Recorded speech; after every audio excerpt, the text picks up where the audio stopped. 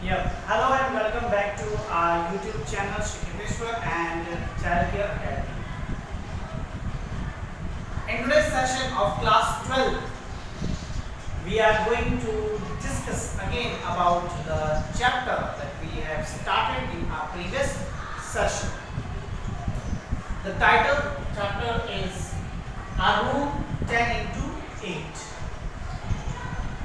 A room 10 into 8 is a measurement for a room. So let's see and just take a little glance on our previous reading, what we have read in our last session.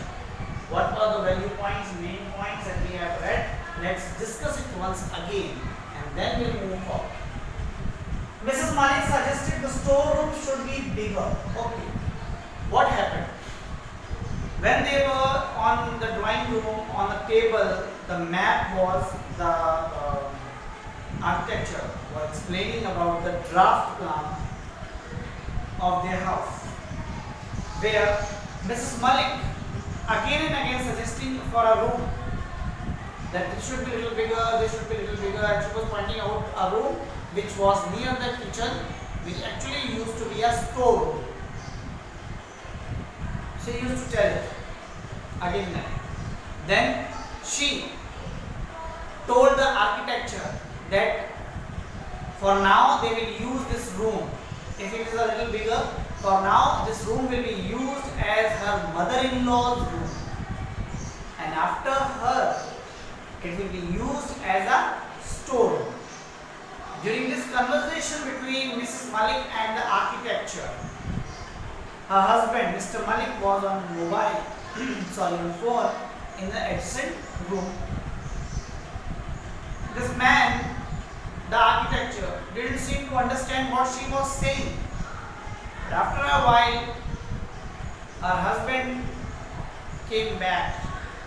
And what he said, let's see. Before that, Mrs. Malik actually was fed up. She was tired of the postings that Mr. Malik was having every year. Mr. Malik was transferred from one place to another year after year. And along with that, they have to move their kids and whole family. Now, when they are back in Delhi for some time, Mrs. Malik decided that they were going to build a house in a fashionable colony of Delhi, where she and her husband have already purchased a plot. She thought that now her children are grown up, so it would be easy for her to stay and not to change schools again of their children. She will ask her mother-in-law to stay with her and let Mr. Malik to go on posting again and again in other cities. So she wanted to settle herself permanently in Delhi because she is fed up of postings. Now, when Mrs. Malik suggested about that room, that the room nearby the kitchen, it should be 10 into 8, a little bigger. ठीक है. तो उसकी जो husband है, Mr. Malik जो है, he was already listening this conversation. He came and then he also said, let's see what he said. Mrs. Malik decided to settle Delhi permanently. Mr. Malik also agreed to the suggestion. Yes, Mr. Malik also agreed to the suggestion of Mrs. Malik that the particular room nearby the kitchen should be a little larger so that it would be easy for them. What he said, it is good to have a large storeroom because it can be easily kept tidy. आसानी से उसको साफ कर रखा जा सकता है. Even the trunks can be moved easily in the big room. The storeroom is big. It was decided that the adjacent room to the kitchen should be 10 into 8. After all that, it was decided that the adjacent room near the kitchen, जो kitchen के पास का कमरा होगा, adjacent room उसको क्या किया जाएगा, उसे 10 इंटू 8 का इतना बड़ा स्टोर रूम बनाया जाएगा, जिसमें बिगिनिंग में उनकी मदर इन लॉ रहेगी और बाद में after her the store room will be used as, the store room will be used as, yes, the store room will be used as store room. Its name is store room, but it is made for her mother-in-law for future. Now, this was our previous discussion that we had in our last session. And now, before moving a little forward in our chapter, we will going to discuss some of the glossary that would be helpful in our text. Let's say, to quieten down, to calm down, शांत होना. Quiet down का मतलब है शांत होना, थोड़ा शांत हो जाना, भाई गुस्सा काय को कर रहे हो, थोड़े से शांत हो जाओ, आराम करो, chill out. Cultivate, behave politely and decently. यहाँ वैसे तो कल्टिवेट का मतलब होता है बोना उगाना वगैरह खेती करने से related, but cultivate culture in yourself, cultivate yourself, ठीक है. तो इसमें क्या है, टू बिहेव प्रॉपर्ली, अच्छे से तहजीब से डिसेंट तरीके से अपने आप को बिहेवियर को शो कर.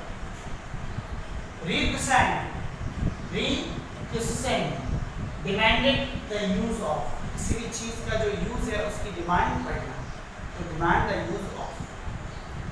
incessantly, continually, जो कंटिन्यूस हो, लगातार हो, ceaselessly हो. drenched, thoroughly wet, भीग जाना पूरा, ठीक है. if suppose I am standing in rain and I just got wet and I am completely drenched, thoroughly drenched. contentment, satisfaction, संतुष्टि जिसे हम लोग कहते हैं. कंटेंटमेंट का मतलब होता है satisfaction. jabbering, talk enthusiastically and quickly, talk enthusiastically and quickly. बहुत like this, इस तरीके से मतलब तेजी से बोलना, जब उसमें क्या हो, बहुत enthusiastic है, जोश से भरे हुए हैं और quick जल्दी बोलना में तो आज बहुत, तो ये जो होता है इसी को हम लोग कहते हैं anxiety. Understood? Let's read out our text and find out what the story is taking us to. What now Mrs. Malik is going to do after the construction of house and how the house is being constructed. Let's read and find it out.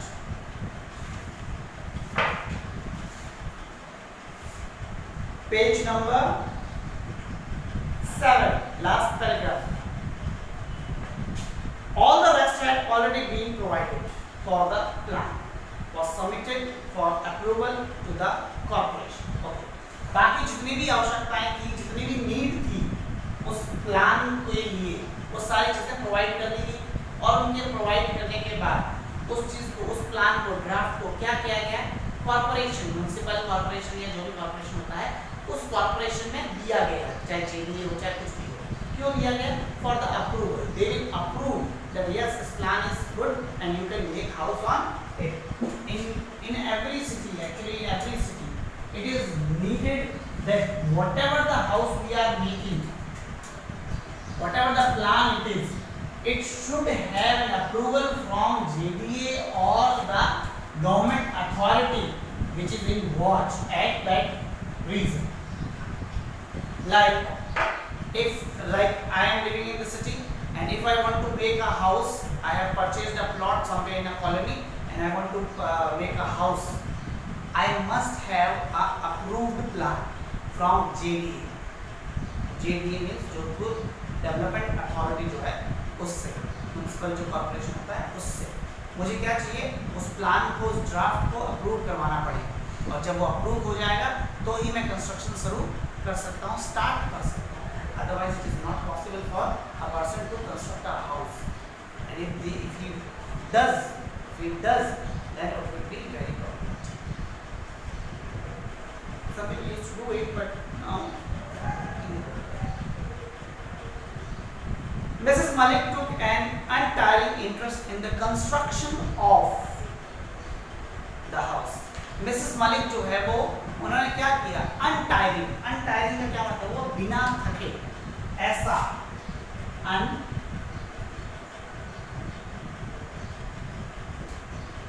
untiring construction, ठीक है ना, untiring interest लिया अपने मकान के घर के construction के अंदर, कंप्लीटली बिना टायर्ड यानी थके वो वहीं पर खड़ी रहती थी। She would be seen standing at the site, जो कंस्ट्रक्शन साइट है वहां पर उन्हें खड़ा देखा जा सकता था, with her umbrella throughout the day, पूरा दिन अपना अम्ब्रेला लिए हुए धूप में ऐसे। She used to stand on that particular site of the construction, जहाँ कंस्ट्रक्शन हो रहा है उनके घर का, उस साइट पर वो कंटिन्यूअसली खड़ी रहती थी। She supervised every detail, हर एक छोटी छोटी बारीक चीजें, डिटेल्स जो है उन्होंने खुद ने सुपरवाइज किया है कि ऐसा कीजिए, ऐसा कीजिए, वैसा कीजिए, है ना। जैसे अपने घर बनते हुए हम लोग नहीं जाते हैं हमारे कंस्ट्रक्शन साइट्स पे कि इस कॉर्नर थोड़ा सा रखिए, यहाँ पर एक बड़ा सा वो अलमीरा का बनाइए, या इतनी लंबी डालिए छत, या मसाला ऐसा बनाए, कुछ ना कुछ हम लोग डिटेल्स प्रोवाइड करते रहते हैं। At times she would give a hand to the masons and others, कभी-कभी वो masons यानी कारीगर जो होते हैं हमारे, masons जो होते हैं, कारीगर जो होते हैं, उनको hand देना in sense to help him, to give a hand means to help, वो उनको help भी करती थी। She was the first to arrive at the construction site and left after everyone had gone away. सबसे पहले वो construction site पे आती थी स्टार्टिंग में, जब कोई नहीं होता था कंस्ट्रक्शन साइट पे वो पहुंच जाती थी, क्योंकि इतना उसे इंटरेस्ट था अपना खुद का घर अपने आंखों के सामने बनता हुआ देखना और हर एक बारीक डिटेल को उसके साथ काम करना। तो कंस्ट्रक्शन साइट पे सबसे पहले पहुंच जाती थी, और सबके जाने के बाद जब सब लोग अपना अपना काम खत्म करके साइट से जाते थे वापस, तो ही वो जाती थी वापस।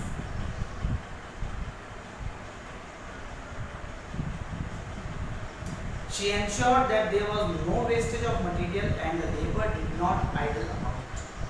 वो बिल्कुल इंश्योर करती थी इस चीज का कि जो मटेरियल यूज किया जा रहा है उसका वेस्टेज ना हो, सारा मटेरियल प्रॉपर्ली तरीके से यूज किया जाए बिल्डिंग कंस्ट्रक्शन के अंदर, हाउस कंस्ट्रक्शन के अंदर, लिटिल बिट भी कुछ भी वेस्ट ना हो, ठीक है। बिल्कुल वेस्टेज को बिल्कुल इग्नोर करती थी कि वेस्टेज होना ही नहीं चाहिए। और साथ में ये भी देखती थी कि जो आपके वर्कर्स हैं वो कहीं आइडली बैठ कर गप्पे ना मार रहे हों, बोलते कि आप नहीं जाओगे तो चलो धीरे धीरे काम कर रहे हैं, या फिर 2-3 घंटे तक रेस्ट कर रहे हैं, बैठे रहे हैं, आइडली टाइम पास कर रहे हैं, और फिर कहते रहे टाइम होते कि हमारा समय हो गया है और कुछ काम भी प्रॉपर नहीं है, तो वो आइडली बैठने नहीं। Before long the house was completed, house was completed होने से पहले Mrs. Malik insisted that she would have new furniture made for the house. घर के कंप्लीट होने से और उसकी बातों से पहले ही मिसेस मलिक ने इंसिस्ट कर दिया था और कह दिया था कि what I am going to do? Yes, I will be taking new furniture to my house. The old furniture which we are using, she will not going to use that. She will going to use a complete new furniture in her house.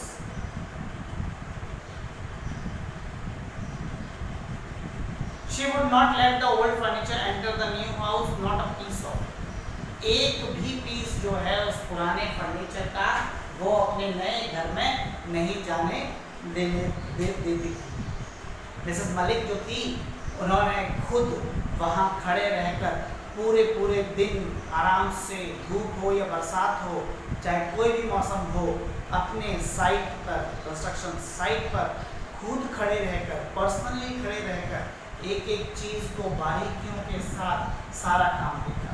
कभी कभी वो मेजन्स को और other workers को help भी करती थी, साथ में वो ये भी इंश्योर करती थी कि कहीं पर भी मटेरियल जो है वो वेस्ट नहीं हो रहा हो।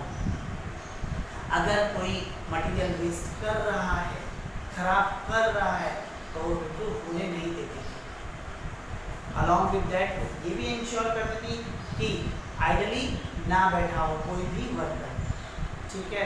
फिर मकान बनने के, घर बनने के बहुत पहले से ही मिसेस मलिक ने डिसाइड कर लिया था कि जब भी उसका नया घर बनेगा, when she have a new house, she is not going to take the old furniture, which they were using in their house, she would not going to take a single piece of it into her new house. Yes, she have already determined herself, insisted herself that she is going to make new furniture for her new house, completely new. This was her work at her construction site. And see कि किस तरीके से कितनी मेहनत जो है Mrs Malik अपने घर को बनाने के लिए खुद कर रही है, साथ में खुद है क्या विचार रख रही है अपने घर को बनाने। They were still in the midst of plans to shift when they learned that the house had been acquired by the government. Mrs. Malik was furious, but the next moment when Mr. Malik mentioned the rent assessed, she quieted down.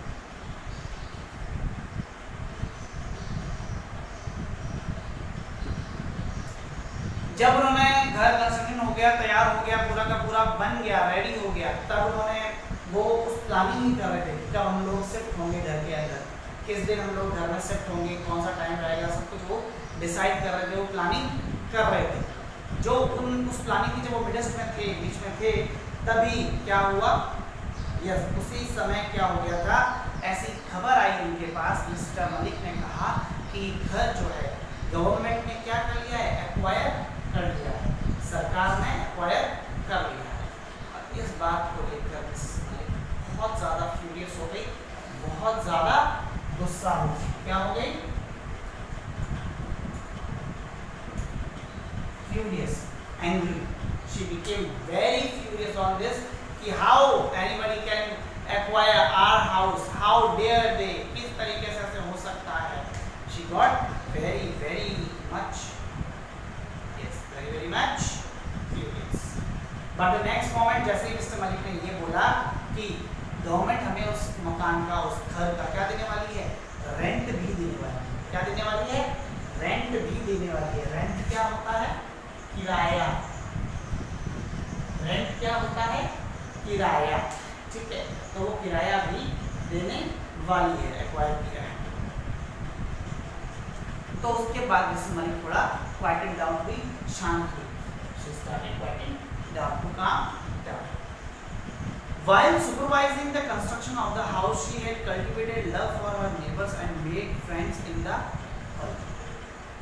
While she was on the cultivation of house, construction of site, जब उसका घर जो है वो बन रहा था और जो कंस्ट्रक्शन साइट पे थी मिसेस मलिक, उस समय क्या हुआ था कि जो भी आस पड़ोस के लोग थे, अब रेगुलरली आप कंस्ट्रक्शन साइट पे जाते हो अपने घर के बनने के, तो जो आसपास के जो नेबर्स होते हैं ऑब्वियसली उनसे इंटरेक्शन तो होता ही, ठीक है। तो मिसेस मलिक ने भी क्या किया, व्हेन शी वाज, क्योंकि पूरा दिन रहती थी वहाँ पर, मॉर्निंग में अर्ली रनिंग जाती थी और सबके जाने के बाद लौटती थी वापस, तो मिसेस मलिक ने भी क्या किया, वहाँ पर जाने के बाद जितने भी नेबर्स थे उन सब के साथ बहुत ही अच्छे रिलेशंस जो है उन्होंने बना लिए थे, ठीक है ना। She had created a love between her neighbors. So love thy neighbors, यानी अपने नेबर से प्यार कीजिए, अपने नेबर्स के साथ प्यार से रहिए। तो इसीलिए क्योंकि हम लोग हमारे आगे पड़ोस में अच्छे लोग हैं, कैसे भी लोग हैं, उन लोगों के साथ मिलकर प्यार से रहते हैं तो हमारा रहना अच्छा हो जाता है।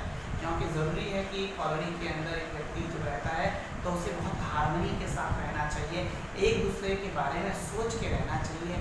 अलॉन्ग विद दैट किसी को भी प्रॉब्लम ना हो अगले के साथ में, उन चीज़ों को नोट डाउन करना चाहिए और सोच समझकर अपना व्यवहार प्रदर्शन करना चाहिए। She thought of various plans for doing up the house. Everything had to be forgotten.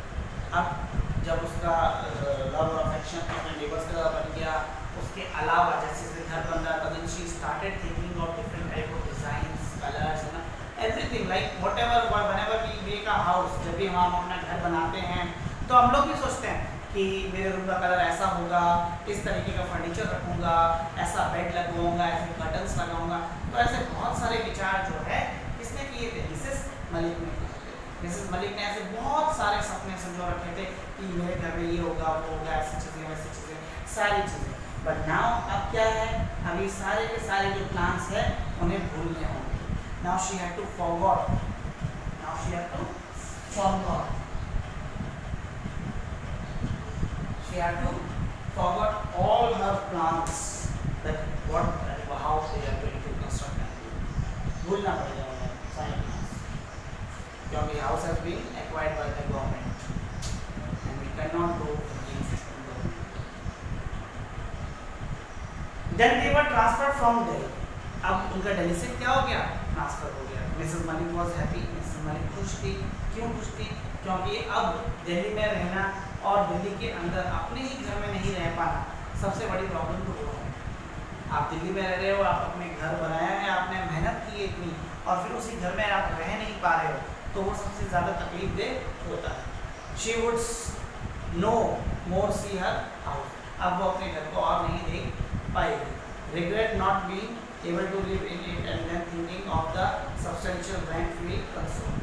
अब क्या होता है कि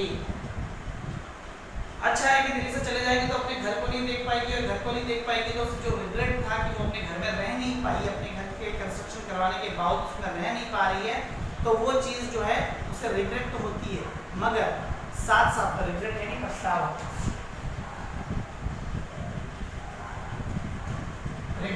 साथ साथ में वो ये सोचती है कि जो अच्छा खासा रेंट मिल रहा है उससे वो कंसोल भी हो। क्या होती है, कंसोल, उसको मतलब मुंह अच्छा फील होना कि हाँ ठीक है, चलो कुछ नहीं, भाड़ा तो किराया तो नहीं रहा, तो ऐसे कोई दिक्कत वाली बात नहीं है, ये सोच के वो चला लेती है कि चलो ठीक। Transfer from one place to another, they had to wait for many more years for another term of posting in Delhi। अब क्योंकि बार बार उनका ट्रांसफर होता रहता है, तो उनको कई सालों तक इंतजार करना पड़ा वापस दिल्ली ट्रांसफर होने के लिए, क्योंकि अलग अलग जगहों पे भेजा जाता है, फिर बाद में दिल्ली का नंबर आया तो वापस दिल्ली ट्रांसफर होने के लिए अलग इंतजार करना पड़ा। In the meanwhile Mrs Malik's mother in law passed, और इसी दौरान मिसेस मलिक की जो मदर इन लॉ थी वो she passed away. Passed away का मतलब होता है डेथ हो जाना, मर जाना।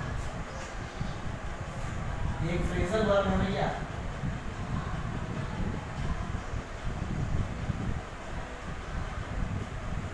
पास्ट अवे, मृत्यु हो जाना।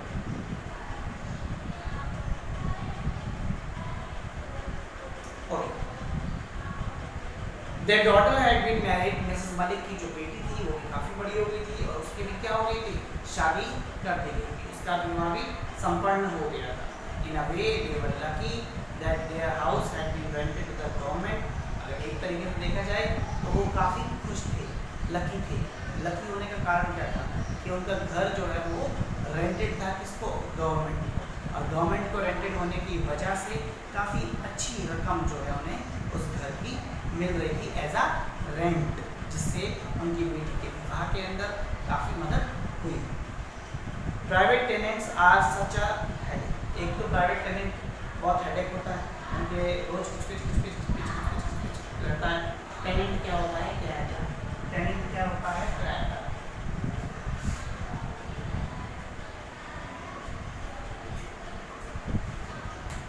टेनेंट का मतलब होता है किराएदार। जो किराएदार होते हैं उनसे बहुत ज़्यादा हेडेक यानी सरदर्द रहता है उनसे, क्योंकि रोज उनसे कौन माता लगाएगा।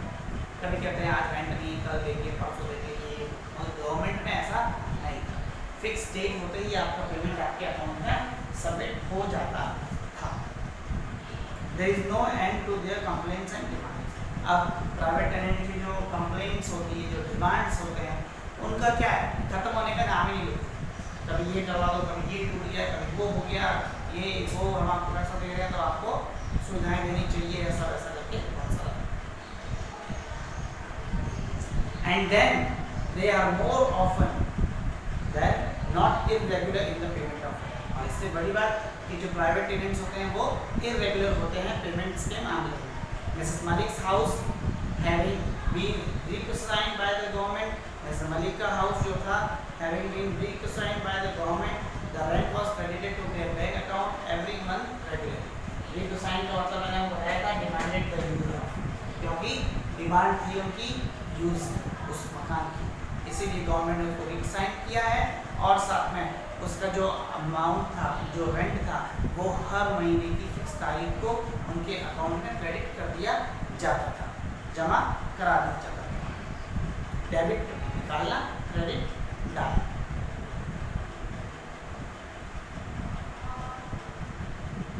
Only their son remained to be married.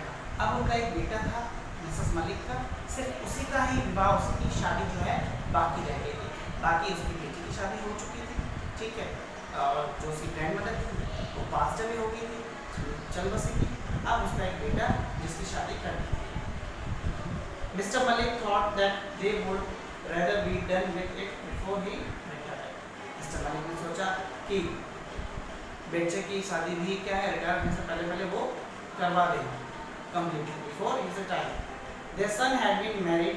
Mr. Malik had retired from services. अब देखिए ऐसा विचार किया उन्होंने। अब मिस्टर मलिक जो है वो रिटायर हो गए और उनके बेटे की भी शादी हो गई। But their house had yet not been released by the government. लेकिन वो जो घर था अभी भी सरकार के द्वारा, गवर्नमेंट के द्वारा रिलीज नहीं किया गया है, छोड़ा नहीं गया है, release.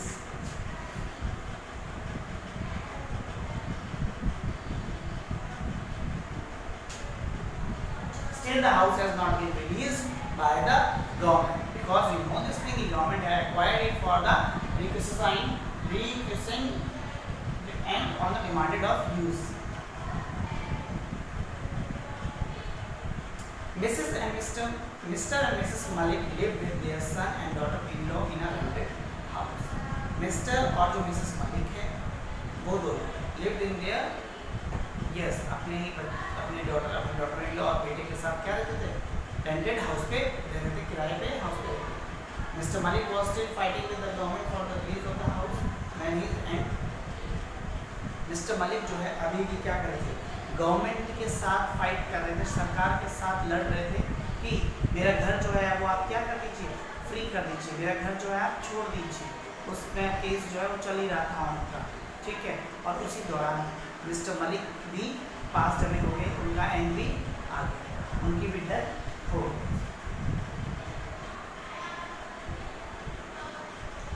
He passed away without being able to live in his house even for a day. अपने ही घर में बिना एक दिन के रहे वो पास अवे हो गए, जिंदा नहीं रह पाए, उस घर में नहीं रह पाए।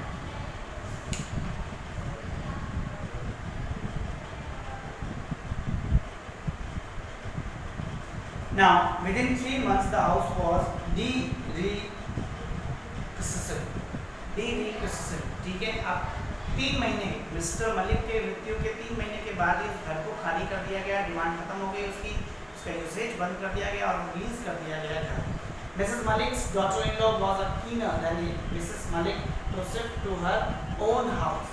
अब जिस तरीके से मिसेस मलिक जो थी वो इतनी उत्साहित थी अपने उस घर में जाने के लिए, बनाने के लिए, अब उससे भी ज़्यादा कौन कीनर इंटरेस्टेड है, मिसेस मलिक की डॉटर-इन-लॉ। क्यों? क्योंकि वो अपने खुद के घर में जाना चाहती है। ऑब्वियसली जो उनका घर था, मिसेस मलिक को बनाया था, वो उन्हीं का घर होगा।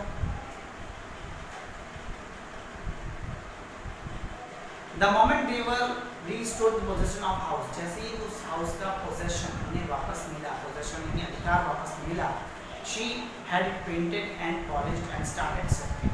उन्होंने क्या किया, घर को वापस अच्छे से पेंट करवाया, पॉलिश करवाई दरवाजों की, हर एक चीज़ की, और वापस से करना स्टार्ट किया। The furniture dealer had been ordered to supply a number of pieces which he did. ठीक है।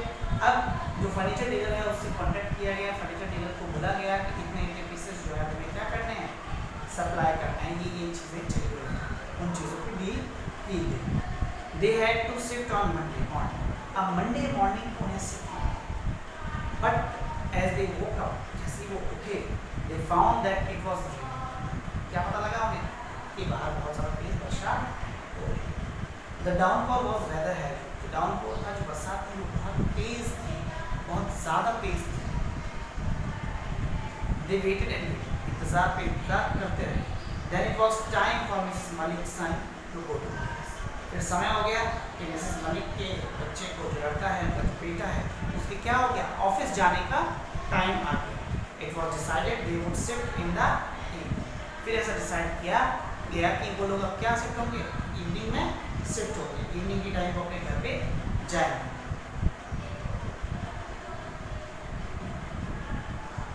It continue to rain throughout the day, पूरे दिन बरसात होती रही तेज, ठीक है।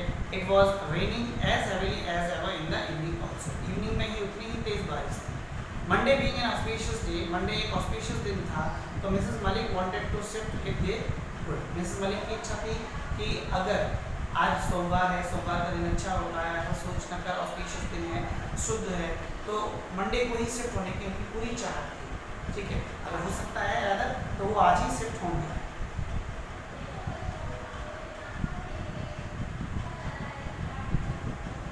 Out of consideration for his mother, the son decided to shift even though it continued to rain heavily. Out of consideration, क्योंकि इसकी माँ के लिए उसका जो consideration था बेटे का वो बहुत ज़्यादा था, तो उन्होंने डिसाइड किया कि मदर के लिए हम लोग क्या करेंगे, चाहे कितनी भी आज बरसात हो रही है, हम लोग आज रात ही शिफ्ट होंगे, इवनिंग में ही शिफ्ट होंगे नए मकान के अंदर।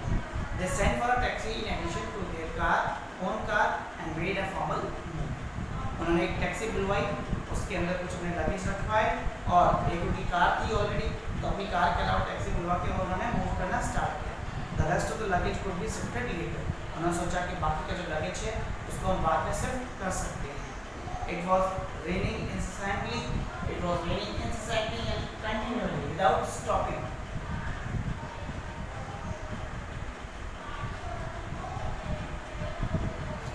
Sitting in the back seat of the car, Mrs. Malik was lost in memory. Sitting in the back seat of the car, Mrs. Malik was lost in memory. अब क्या हुआ, मिसेस मलिक जो है कार की बैक सीट पे बैठी हुई थी और विचार करते करते वो अपनी पुरानी यादों के अंदर खो गई।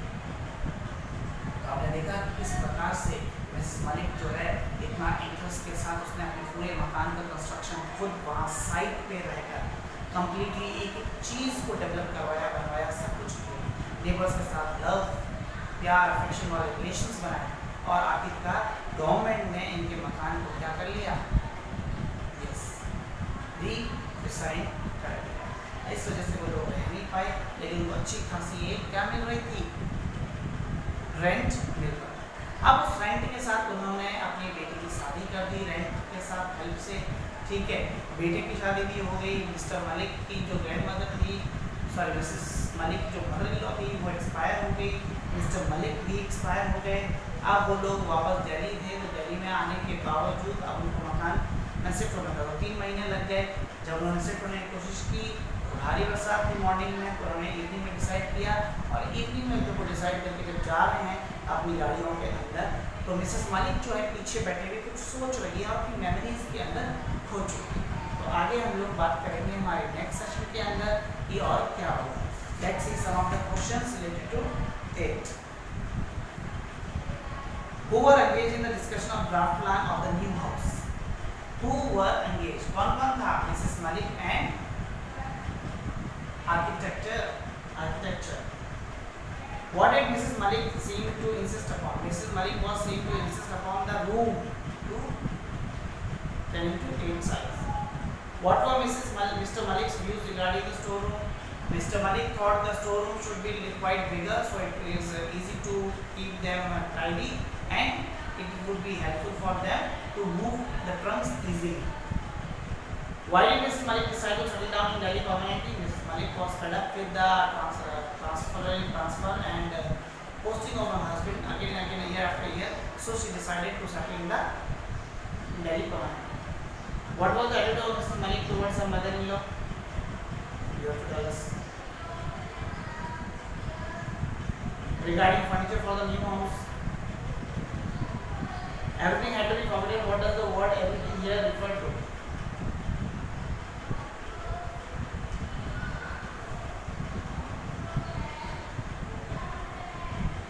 B section question number 1 to 8, then C section में भी आपको जो भी क्वेश्चंस अब तक के हैं प्रॉपर उनको जरूर कीजिएगा.